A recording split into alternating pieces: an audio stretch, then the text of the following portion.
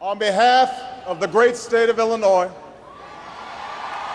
crossroads of a nation, land of Lincoln, let me express my deepest gratitude for the privilege of addressing this convention.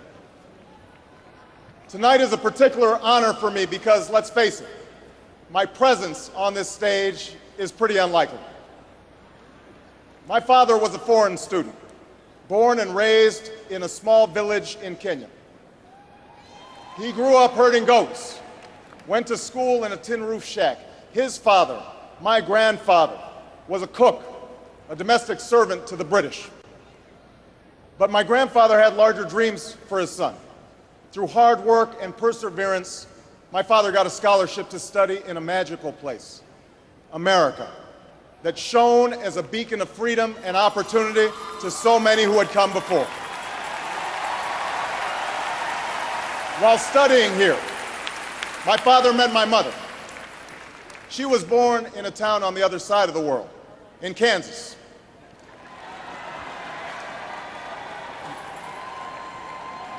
Her father worked on oil rigs and farms through most of the Depression. The day after Pearl Harbor, my grandfather signed up for duty, joined Patton's army, marched across Europe. Back home, my grandmother raised a baby and went to work on a bomber assembly line. After the war, they studied on the GI Bill, bought a house through FHA, and later moved west, all the way to Hawaii in search of opportunity. And they too had big dreams for their daughter. A common dream born of two continents. My parents shared not only an improbable love, they shared an abiding faith in the possibilities of this nation. They would give me an African name, Barak, or Blessed, believing that in a tolerant America, your name is no barrier to success. They imagined me going to the best schools in the land, even though they weren't rich, because in a generous America, you don't have to be rich to achieve your potential.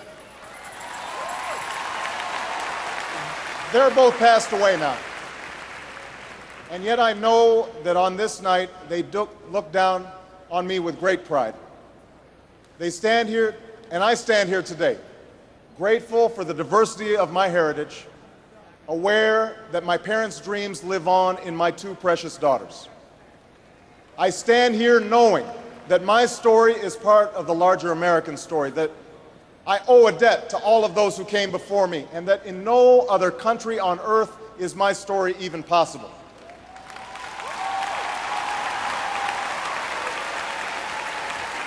Tonight, we gather to affirm the greatness of our nation.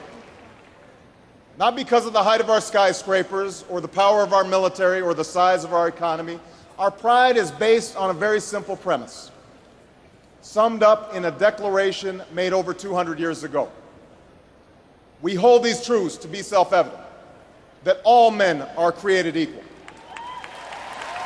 that they are endowed by their Creator with certain inalienable rights, that among these are life, liberty, and the pursuit of happiness.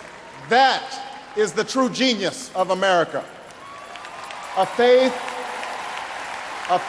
in simple dreams, an insistence on small miracles, that we can tuck in our children at night and know that they are fed and clothed and safe from harm, that we can say what we think, write what we think without hearing a sudden knock on the door, that we can have an idea and start our own business without paying a bribe, that we can participate in the political process without fear of retribution, and that our votes will be counted, at least most of the time.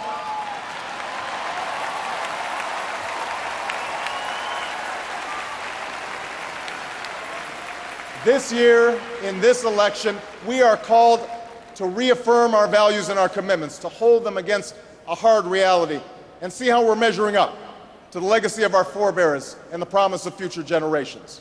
And fellow Americans, Democrats, Republicans, Independents, I say to you tonight, we have more work to do. More work to do for the workers I met in Galesburg, Illinois, who are losing their union jobs at the Maytag plant that's moving to Mexico, and now are having to compete with their own children for jobs that pay $7 an hour. More to do for the father that I met who was losing his job and choking back the tears wondering how he would pay $4,500 a month for the drugs his son needs without the health benefits that he counted on. More to do for the young woman in East St. Louis and thousands more like her who has the grades, has the drive, has the will, but doesn't have the money to go to college. Now, don't get me wrong. The people I meet in small towns and big cities, in diners and office parks, they don't expect government to solve all their problems. They know they have to work hard to get ahead, and they want to. Go into the collar counties around Chicago, and people will tell you they don't want their tax money wasted by a welfare agency or by the Pentagon. Go into any inner city neighborhood, and folks will tell you that government alone can't teach our kids to learn. They know that parents have to teach, that children can't achieve unless we raise their expectations and turn off the television sets and eradicate the slander that says a black youth with a book is acting white. They know those things.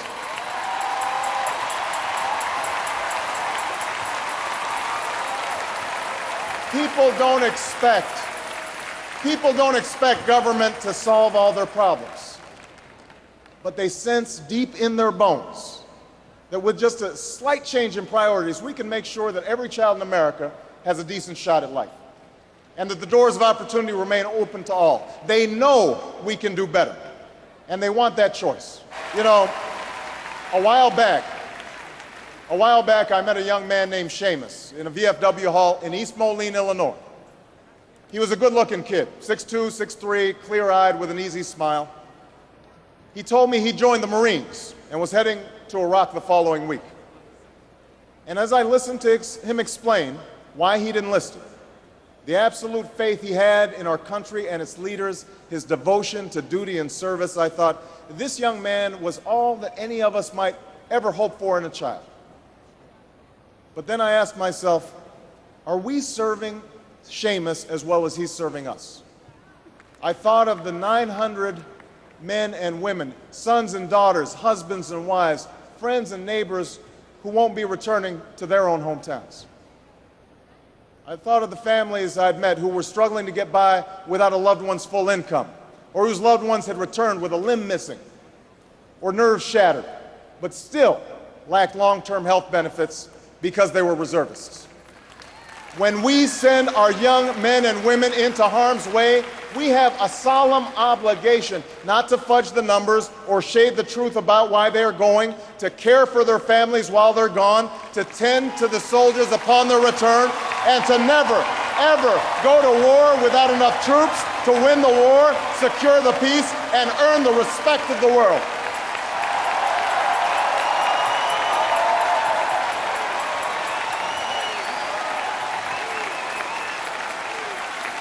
It's not enough for just some of us to prosper. For alongside our famous individualism, there's another ingredient in the American saga, a belief that we're all connected as one people. If there is a child on the south side of Chicago who can't read, that matters to me even if it's not my child. If there's a senior citizen somewhere who can't pay for their prescription drugs and having to choose between medicine and the rent, that makes my life poor even if it's not my grandparent. If there's an Arab American family being rounded up without benefit of an attorney or due process, that threatens my civil liberties.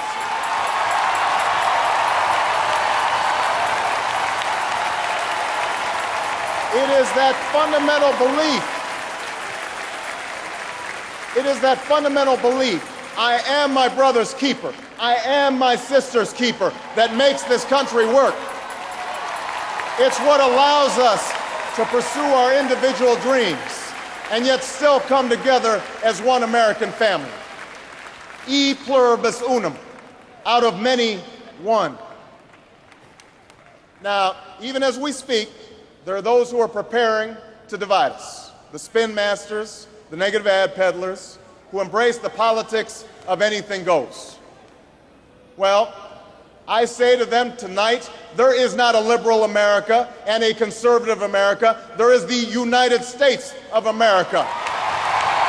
There is not a black America and a white America and Latino America and Asian America. There's the United States of America.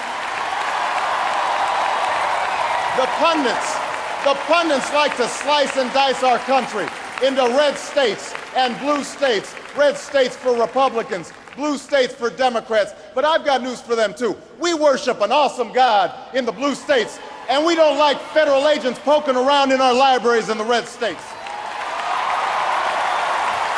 We coach Little League in the blue states, and yes, we've got some gay friends in the red states.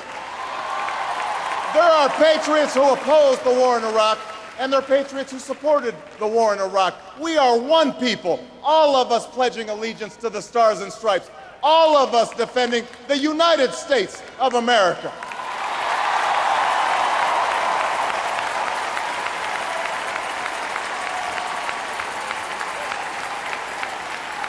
In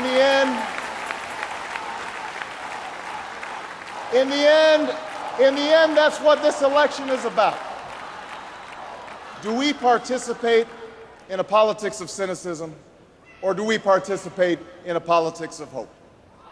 I'm not talking about blind optimism here, the almost willful ignorance that thinks unemployment will go away if we just don't think about it, or healthcare crisis will solve itself if we just ignore it. That's not what I'm talking about. I'm talking about something more substantial. It's the hope of slaves sitting around a fire singing freedom songs. The hope of immigrants setting out for distant shores. The hope of a young naval lieutenant bravely patrolling the Mekong Delta. The hope of a mill worker's son who dares to defy the odds. The hope of a skinny kid with a funny name who believes that America has a place for him too.